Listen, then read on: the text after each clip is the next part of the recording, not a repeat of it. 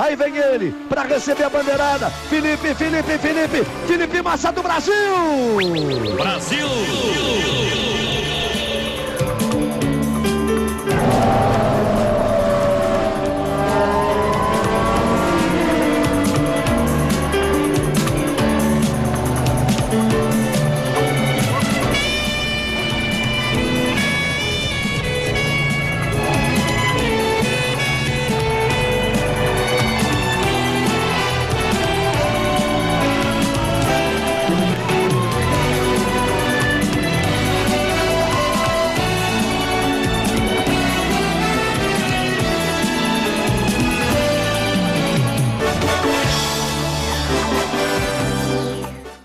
Olá, bom dia! E o domingo começou com um show de Felipe Massa no GP da Turquia de Fórmula 1. É, bela imagem, né, do Massa no alto do pódio. Bom, daqui a pouco você vai ver uma entrevista com um piloto brasileiro em Istambul. E a gente continua em alta velocidade com a volta de um grande ídolo do automobilismo brasileiro às pistas.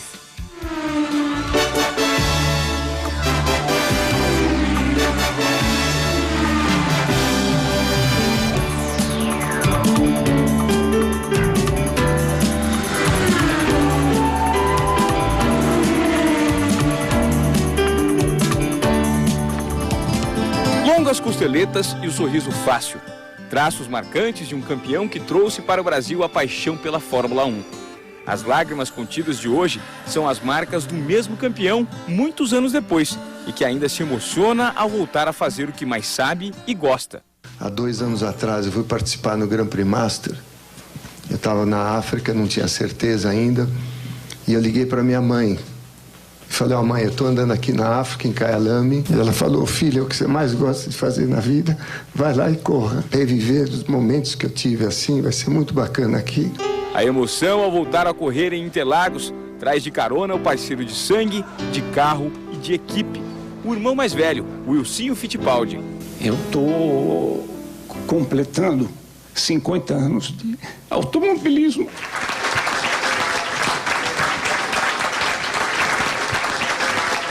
A história da família Fittipaldi ganhou o mundo quando Emerson, aos 25 anos, se tornou o mais jovem campeão da Fórmula 1. Em 72, a bordo de uma Lotus preta e dourada, o jovem talento ganhou 5 corridas e levou o primeiro título. Em 73 e 74, a consagração diante do público brasileiro. 2 vitórias no circuito de Interlagos, o lugar onde Emerson viu a própria mãe correr. Pouca gente sabe disso, mas eu vi minha mãe correr aqui em Interlagos em 53. 52. Então a paixão está aí. No mesmo ano da segunda vitória no Brasil, veio também o segundo título mundial, dessa vez pela McLaren. Mas a trajetória de sucesso de Emerson foi interrompida pelo sonho de criar a primeira equipe brasileira de Fórmula 1. A Copersucar estreou com o Wilsinho ao volante em 75. No ano seguinte, Emerson assumiu o cockpit, mas após 5 anos sem vitórias, se despediu das pistas. A equipe faliu em 82 e Emerson decidiu voltar a correr. Na Fórmula Indy reconstruiu a carreira, foi campeão novamente em 89, até que 7 anos depois sofreu um grave acidente. A batida violenta no circuito de Michigan provocou uma fratura na 7ª vértebra da coluna cervical. Eu acho que foi um momento muito assim crítico na minha carreira. Eu ia parar 3 grandes prêmios depois.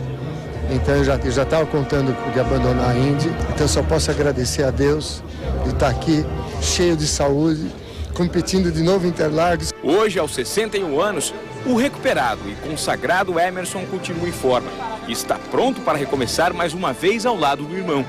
Ele volta a Interlagos 2 décadas depois, dessa vez na categoria GT3. Depois de 20 anos, os irmãos Fittipaldi voltam a se reencontrar no mesmo carro. E por mais que o tempo passe, ele continua a reafirmar que o talento do irmão mais novo é indiscutível. O Emerson fez o tempo mais rápido. Eu estou parado há muitos anos, né? Eu estou parado há 7 anos. Mas eu acho que para a segunda corrida as coisas vão ficar, acho que, mais perto. É muito bacana, eu estou pegando o ritmo, o Wilson também. O Wilson em carro esporte sempre foi muito rápido. Depois ele vai me pegar, logo, logo. Carros dos sonhos, máquinas que se aproximam dos 300 km por hora. Na largada da etapa da GT3, realizada em Interlagos, Emerson na pista e o Wilsinho nos boxes acompanhando volta a volta os tempos de Emerson. O Bicampeão mundial de Fórmula 1 chega à metade da corrida em 4º lugar. Wilsinho põe o capacete e revela ansiedade. Falta pouco para trocar de lugar com o bicampeão, até que Emerson chega e entrega o volante ao irmão. Mas a saída de Wilsinho é demorada e vem a irritação com o chefe de equipe. Então, se você conhece, você tem que impor. É a sua posição. Na segunda metade da corrida, Emerson vai para a frente da tela acompanhar os tempos do irmão. O carro da dupla cruza a linha de chegada em 9º lugar. Corrida não muda, é isso mesmo. Perdemos todo o tempo dentro do box. Os Fittipaldi estão de volta às pistas, se bem que eles jamais saíram do coração de quem realmente gosta de automobilismo.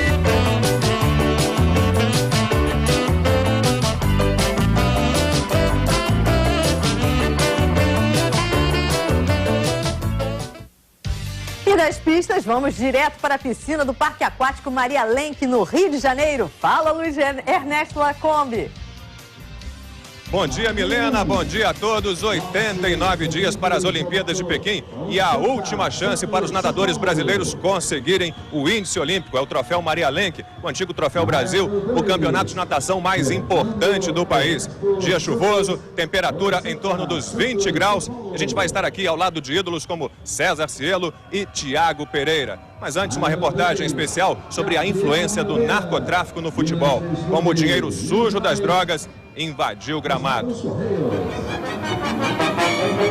Drogas, craques, suborno, morte. Na Colômbia, o futebol já mexeu com tudo isso. Este povo simpático que anda em ônibus coloridos divide com os brasileiros a mesma paixão. Somos um povo tão apaixonado pelo futebol quanto o brasileiro. O país que tem a bola como esporte, o escritor Gabriel Garcia Marques, como orgulho, se envergonha de uma marca. Desde os anos 70, é o principal fornecedor de cocaína do mundo. O tráfico de drogas é hoje o negócio criminoso mais rentável do planeta. Na Colômbia, tornou rica muita gente em pouco tempo. Gente que usou o futebol como meio de se legitimar como líder. A partir dos anos 80, o narcotráfico se infiltrou na sociedade desde a esfera mais baixa até a mais alta, e o futebol não ficou de fora. Medellín, esta cidade encravada no meio das montanhas, sempre teve o nome ligado ao tráfico de drogas. Aqui, o chefão Pablo Escobar usou dinheiro e influência para mandar também no futebol. O Nacional conquistou a Libertadores da América em 89. O time que tinha estrelas como o folclórico goleiro Higuita, da defesa do Escorpião e dos dribles perigosos, era financiado pelo dinheiro das drogas. Pablo Escobar, o chefão do cartel de Medellín, cuidava pessoalmente do futebol. Tinha uma relação próxima com os jogadores. Preso em 89, recebeu na cadeia a visita de Higuita.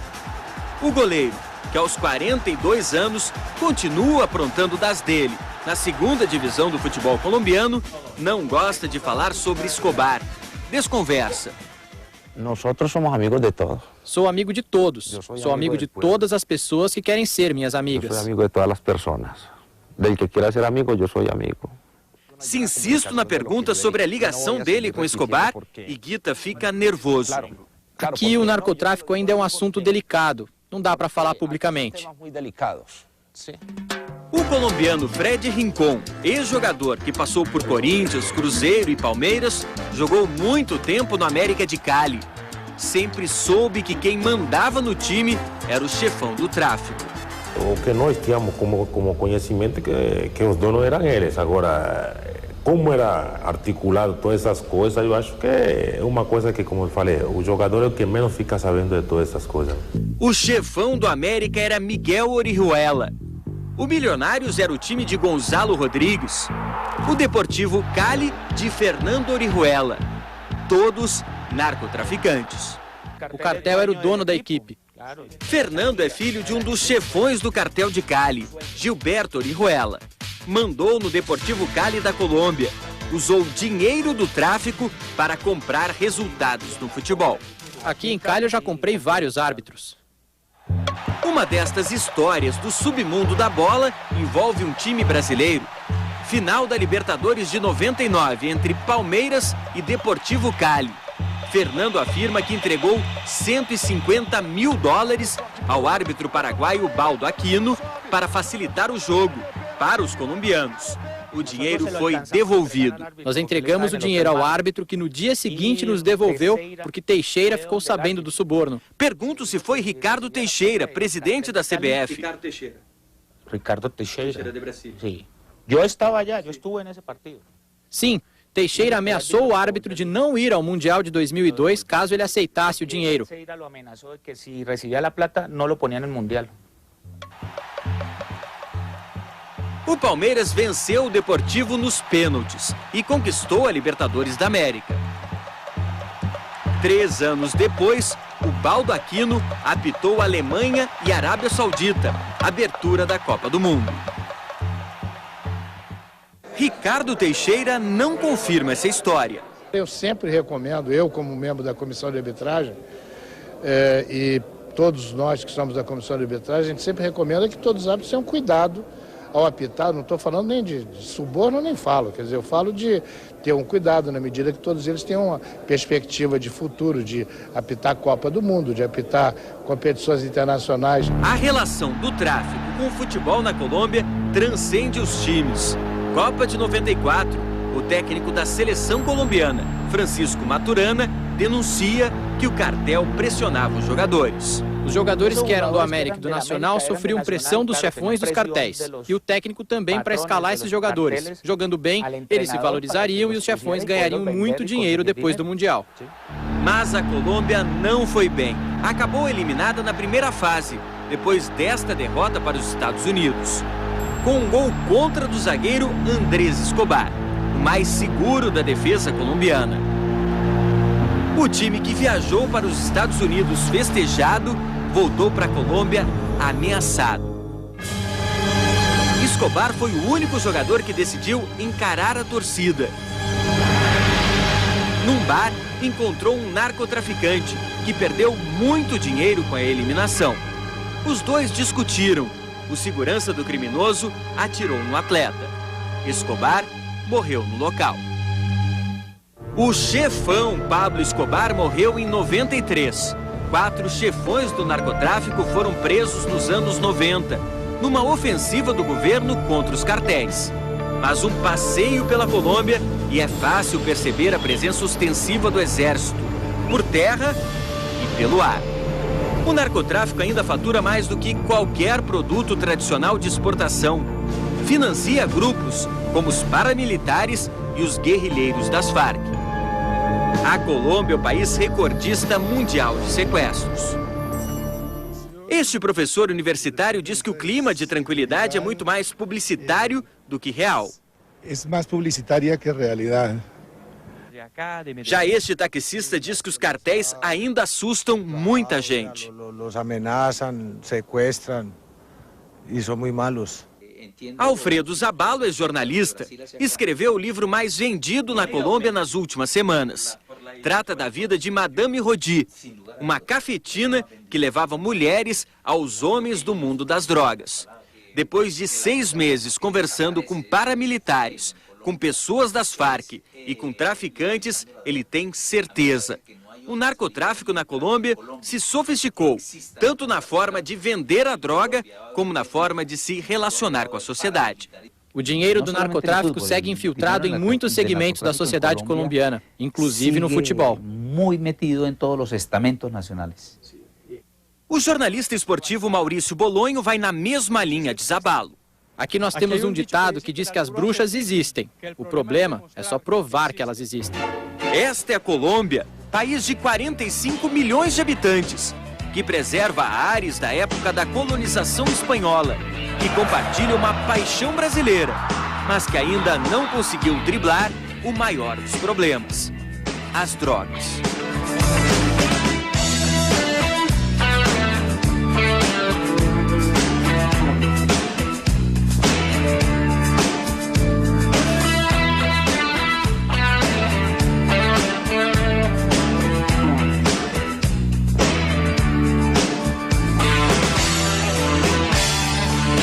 Brasileiro da Série A em 2005. Somos todos diferentes, mas cada um quer marcar sua história e sua passagem no Corinthians. Helder ainda tenta ofuscar Herrera, diminui para o CRB, 3-2, mas ficou mesmo só no quase. O dia foi de Herrera.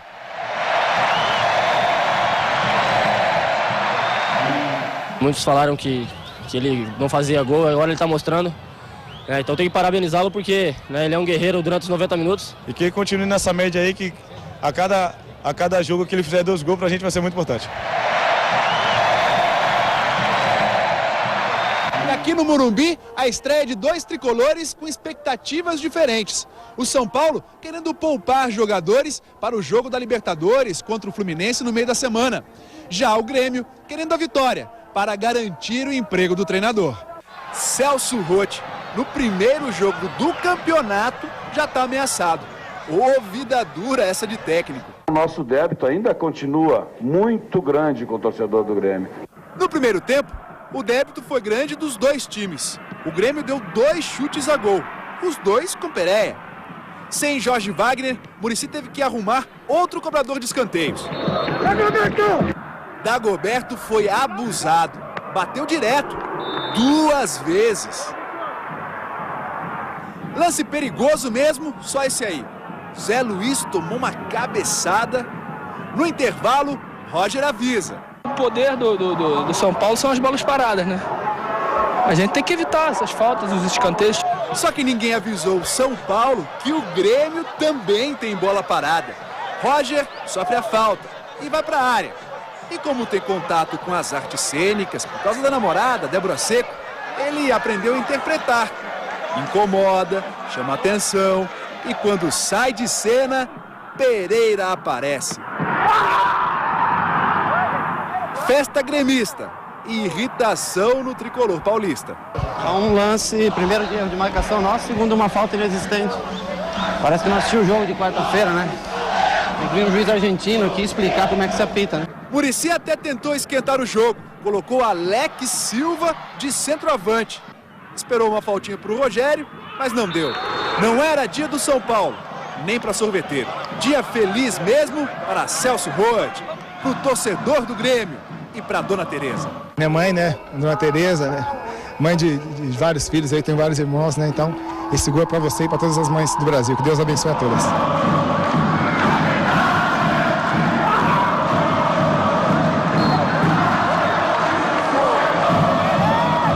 Brasileirão começou ontem. Qual será o candidato que vai ganhar o campeonato mais disputado do mundo? Nossa propaganda eleitoral esportiva tem alguns palpites.